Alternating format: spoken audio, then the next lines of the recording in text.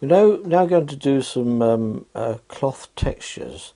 Similar to the old masters used to drape cloths around chairs and that to get the textures like of fabrics. Now, folds on fabrics are fairly easy to do. They look complicated, but they just fold into certain shadow shapes. So you get a basic sketch outline here, like so, and then you get some valleys of folds with the shadow on one side. You see, I've just put a series of lines down that. Now I'm using the water brush over those lines and dragging it down to get the under shadow into the valley of the fold just there.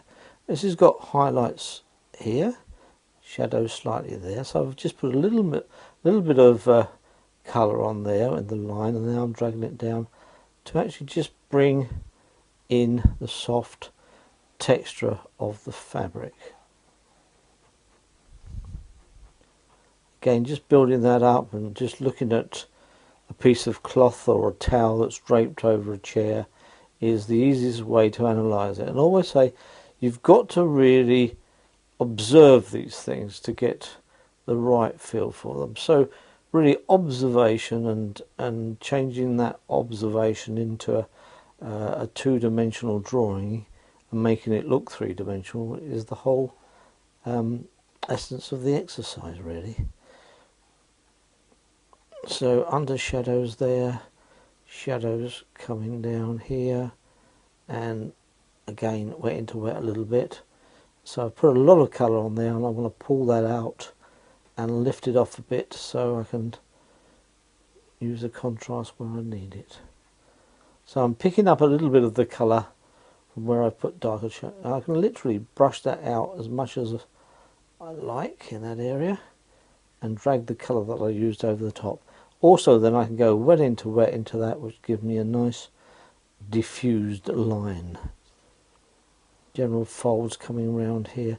So, you know, although it's observation and looking at where the shadows lies is the most important thing, really, when you're dealing with general foliage. Come on there. Again, drapes coming down, folds coming through, drapes coming down, folds coming. So the linen will give you a linen fold effect.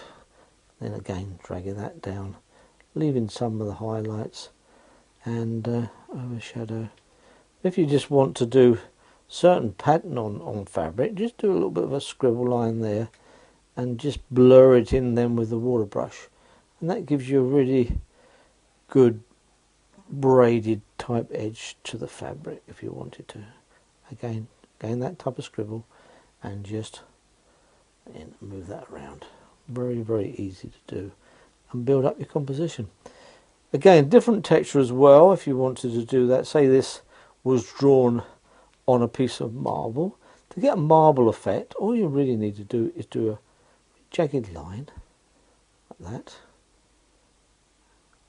and so cross those lines, and where those cross, put a darker shadow in there,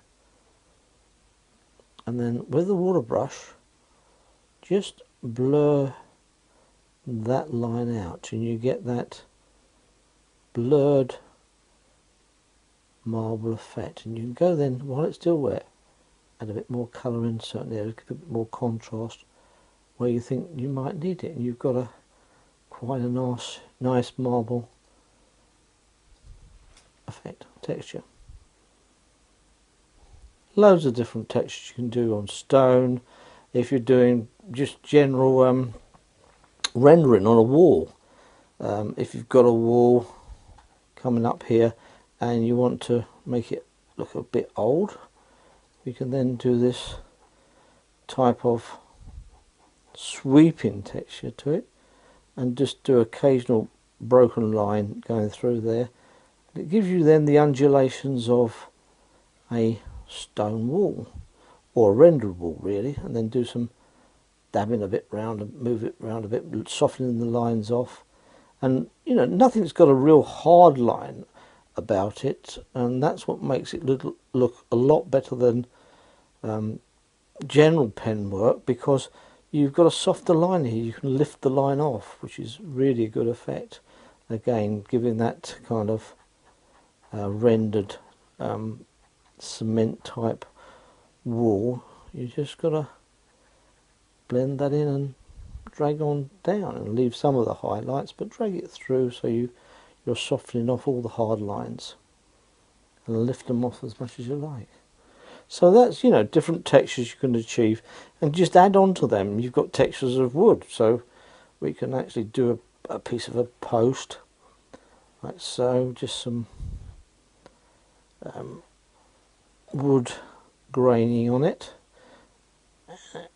and a bit up there, under shadows there, we've got a grained effect there, and then just give that a tonal wash. So your light's hitting here, you've got under shadow there, we can go back into it, give darker shadows underneath, so it gives nice contrast to that, very quick tonal contrast in one pen. Just flick it around and bring down the tonal values of that. If you've got a bit of shadow over this side, which it probably would have, and again the knot there, we can wet that and then drag that through as well, just to blend it off, to give it a little bit of character. It's so easy and so quick to do, just by flicking the pen around and getting those tonal effects.